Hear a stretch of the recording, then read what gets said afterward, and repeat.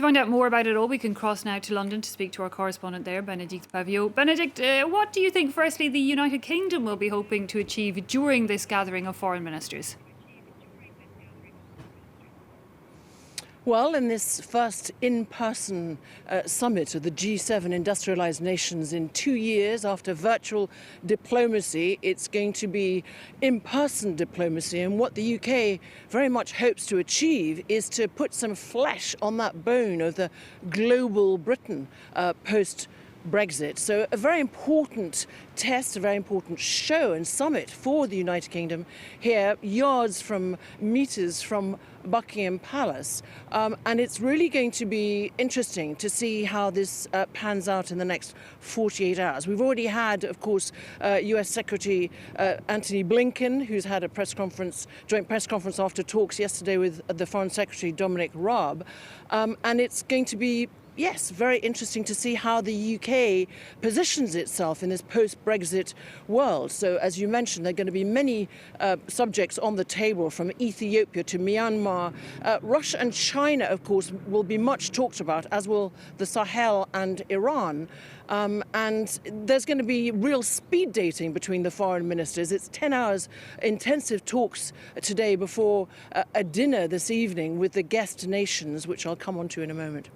Indeed, there are guest nations which can tell us another thing, including India, I believe, and Australia. But you mentioned there the US Secretary of State, Antony Blinken, who arrived even ahead of this gathering, holding direct talks with Dominic Raab, expected to meet the Prime Minister this Tuesday. Give us an idea of where the UK-US relations are. How has the US arrived into these talks? Let me give you 2 words that we haven't heard in a very, very long time, if ever.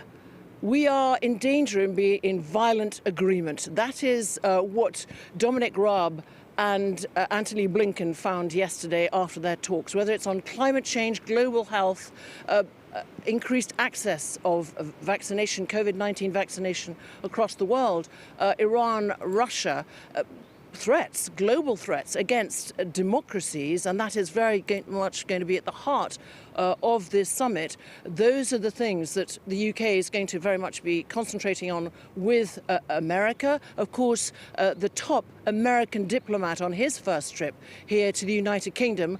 All of this in the lead up to the June G7 summit, where his boss, President Joe Biden, will make his first foreign trip outside America, and it will be here to the United Kingdom and to meet with other G7 heads of government. And what's interesting about Australia, India, South Korea and South Africa, the fact that they have been invited, is very much the United Kingdom really trying to develop that accent, that closer relationship with the Indo-Pacific region. That is where it really sees a future collaboration, one that will be economic, one that will be social, one that will be cultural. And it wants to change very much so far. Really, the UK has been buying more from Belgium than India, and that is something that the UK very much wants to change. So amidst a COVID-secure summit with smaller delegations, masks, lots of sanitising gel and perspex barriers. Bénédicte Paviot, who's following the foreign ministers' meeting there of the G7 nations in London, thanks very much indeed.